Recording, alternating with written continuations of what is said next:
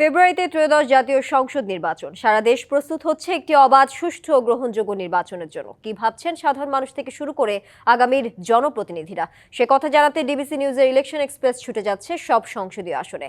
এখন রয়েছে সংসদীয় আসন ৮২, ঝিনাইদহ ২-এ। CSRM DBC election express. আজ আমরা সারাদিন রয়েছিলাম ঝিনাইদহ ১ এবং ২ আসনে। আমরা কথা বলেছি বিভিন্ন জনপ্রতিনিধিদের সাথে যারা সংসদ প্রার্থী রয়েছেন। এখন আমরা রয়েছি ঝিনাইদহ ২ আসনে সংসদীয় আসন ৮২। আমাদের সঙ্গে আজ যুক্ত আছেন ঝিনাইদহ জেলা আমির আলী আজম মোহাম্মদ আবু বক্কর। স্বাগতম আমাদের সিএসআরএম ডিবিসি ইলেকশন এক্সপ্রেসে। আপনারা তো ইতিমধ্যেই আপনাদের কার্যক্রম শুরু করেছেন, আপনাদের গণসংযোগ শুরু করেছেন। কত সাড়া পাচ্ছেন এবং এবার জামাত বলছেন তারা এককভাবে ক্ষমতা যেতে পারেন, সেটা আসলে কতটা বাস্তবায়িত হবে? মাশাআল্লাহ, আলহামদুলিল্লাহ, স্বাগতম আমি আপনাদেরকে জানাচ্ছি। তো আমরা কার্যক্রম শুরু করেছি ইতিমধ্যে।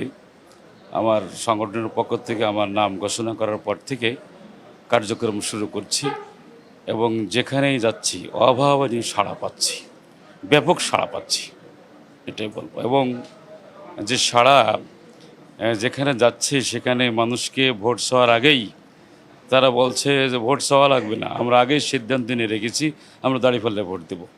এবং আমরা আশাবাদী, ১০০% আশাবাদী জামাত ইসলামী বাংলাদেশ জনগণের ব্যাপক সাড়া এবং সমর্থন নিয়ে এবার ক্ষমতায় যাবে।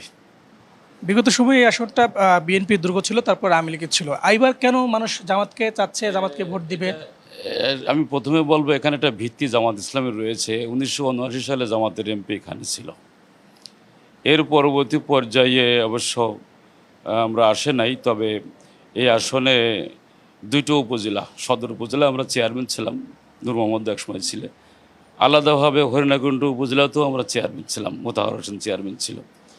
এতে নানান টানানের পড়ানে পর্যন্ত আমরা আসিনি, কিন্তু এবার ব্যাপকভাবে জনগণ বলছে যে সব দলই আমরা দেখেছি, এবার আমরা জামাতকে দেখতে চাই। এই কারণেই আমরা আশাবাদী। আপনারা বলছেন এবার নারী ভোটারদেরও সমর্থন রয়েছে আপনাদের। আমরা অনেকেই বলেন যে জামাত ক্ষমতা আসলে নারীরা ঘর থেকে বের হতে পারবে না, তাদের ক্ষমতা কক্ষিগত হয়ে যাবে। এই বিষয়টা কিভাবে দেখছেন? পাশাপাশি আপনাদের প্রতিশ্রুতিগুলো কি এই আসন ঘিরে?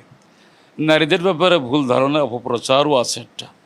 আসলে জামাত ইসলামী নারীদেরকে প্রকৃত অধিকার, ইসলাম নারীদেরকে প্রকৃত অধিকার দেয় এবং সেইটা জামাত ইসলাম ও ইসলামী যে আইন অনুশাসন মেনেই সকলকে অধিকারটা প্রদান করবে।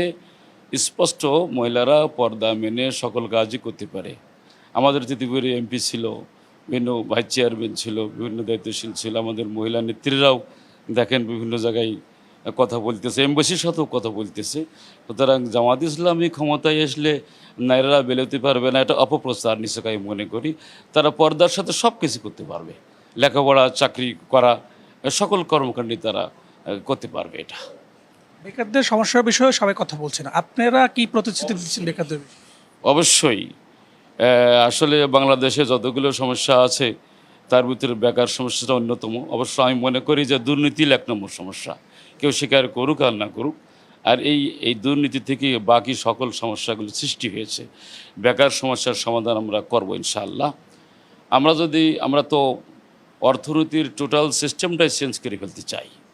বর্তমান পৃথিবীতে সহ বাংলাদেশেও সুদভিত্তিক অর্থনীতি, আমরা সুদভিত্তিক অর্থনীতি বাদ দিয়ে জাকাত ভিত্তিক অর্থনীতি প্রতিষ্ঠা করতে চাই এবং যার ফলে আমরা মনে করি যে দেশ সমৃদ্ধ হবে, দেশে কোনো বেকারও থাকবে না, সমস্যাও থাকবে না এবং কয়েক বছরের ভিতরে জাকাত নেওয়ার লোক পাওয়া যাবে না আশা করি।